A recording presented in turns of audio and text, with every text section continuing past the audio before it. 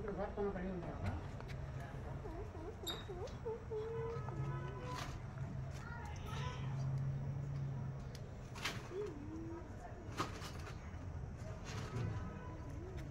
बघा, ह्याच्यात मधमाशी आहे, ह्याच्यात मधमाशी समोर आहे. नमस्कार, स्वागत आहे तुमचं आपल्या चॅनलमध्ये. कसे आहात तुम्ही सर्व? मी आशा करते की तुम्ही सगळे व्यवस्थित असाल. तर सरपणामध्ये बऱ्याच दिवसापासूनचं मधमाशीचं पोळं होतं. तर पोरांच्या आजोबांनी पोरासाठी काढले.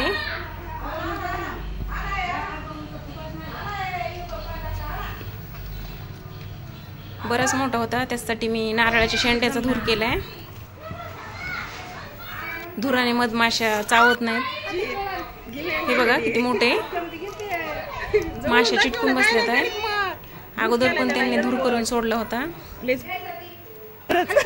अशा धुराने मधमाशा चावत नाहीत, पळून जातात. तर बघा, आपल्याला गौरीचं पण धूर करता येतो. बरंचसं मध निघलं, एकदम जुनं होतं, बऱ्याच दिवसाचं. तर काढले आणि पोरांना मध खायला आवडतोय. तर माशा आहेत त्याच्यामध्ये घुसलेल्या. लई दिवसाचे काही की बाबा, जुनं जुनं काढायच्यात एक एक.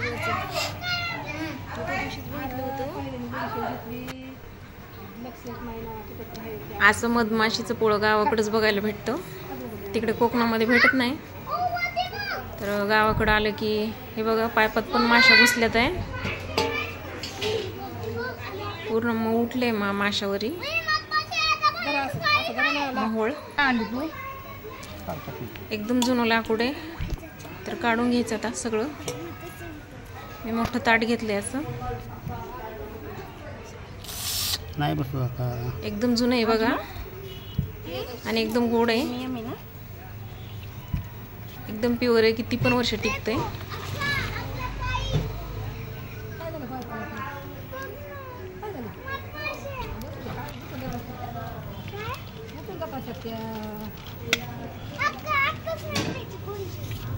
माझ्या अंगावर पडल्या काही बऱ्याचशा माशा, चावल्या नाहीत, पण मी थोडक्यात वाचले. पटकन बाजूला सरकले मी. त्यांना दूर दिल्यामुळं थोड्याशा भुलल्यासारख्या झालत्या, त्याच्यामुळे चावले नाही मला. खाली खाली मत आहे का पोळी बघ.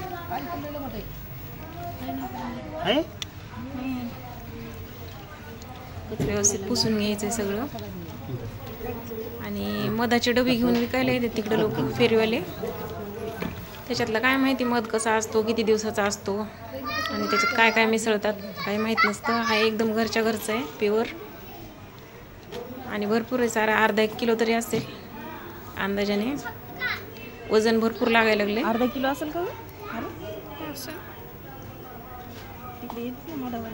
आम्ही लहानपणापासून असं मध झाडायचो, मोहोळ झाडायचो, गौरीचा धूर करायचा, आणि भरपूर मोहोळ झाडलेले, बरीच डेअरिंग केलेली. माशा पण बऱ्याच चावायच्या. खायला काढलंय एकट्या एकट्याने मध झाडलेलं आहे मोहोळ लहानपणी. राखून खुलतो माझ्या वाघामुळे. म्या म्हणजे वाघ आलो झाडा येईल.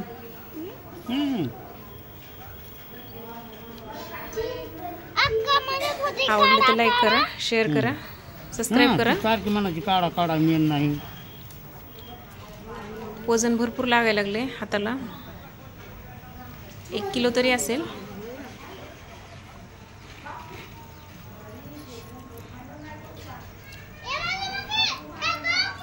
मंगळवार आहे आज, बाजारचा दिवस आहे. भाजीपाला पण आणलाय बाहेरून जाऊन, ताजा ताजा. ऊन खूप पडायला लागले.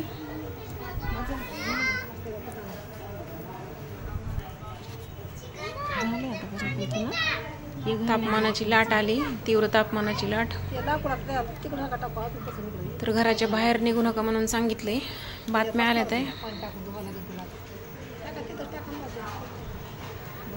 अर्धा किलोच्या वर असं जड लागतंय, वजनदार आहे.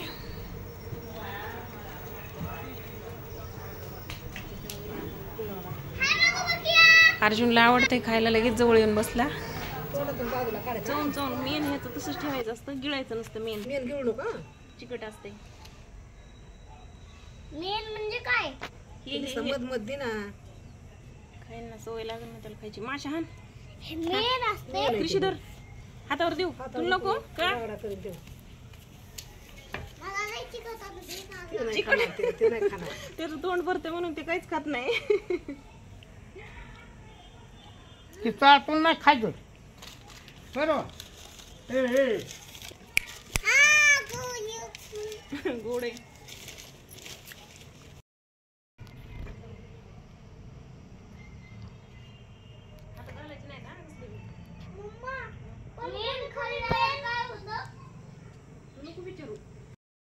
लाल कलरची बॉटल कुठे?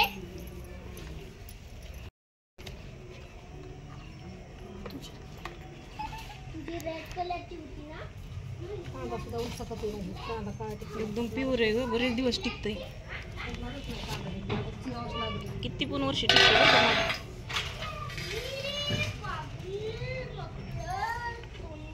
एवढं बसतं. एवढं बस.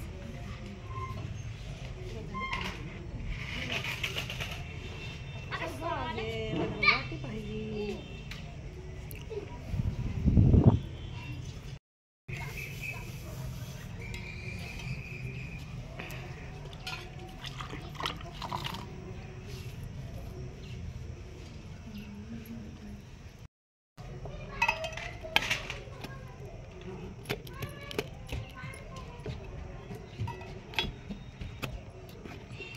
तू पणच लागा ना.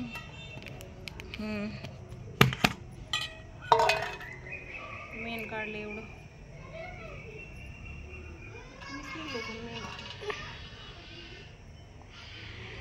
जर तुम्हाला व्हिडिओ चांगला असेल वाटला असेल तर त्याला लाईक, शेअर आणि सबस्क्राईब करा. हां, आपण रोज नवीन व्हिडिओ टाकत असतात ना. हा आणि आपण गावाकडे आलोत ना. हा. गावाकडची कशी मज्जा असते ना. मध खायची. हा. चला भेटू आपण नंतर पुढच्या व्हिडिओमध्ये. हा कांदा चांगला वाळला आहे. आता मसाल्यासाठी बनवलं होतं मी. आणि हरभऱ्याची डाळ भरडून आणली बाहेरून मशीनवरून. तर ती पाकडून स्वच्छ करायची, नीट करून ठेवायची सगळी व्यवस्थित निवडून. सुकली काढ ना मग. बरेच वेळ झाले मी पाकडायला चालू आहे डाळ. आणि सकाळी वडा केलेला आहे, तो वाळला आहे. ऊन पण कडक पडलं होतं. चांगला वाळला आहे. अजून उद्याच दिवस वाळवून द्यावं लागेल, त्याला ऊन द्यावं लागेल. थोडासाच केला एकदम, 1-1.5 किलो असेल. 2 दिवसात पूर्ण वाळतोय भरून ठेवायला. मग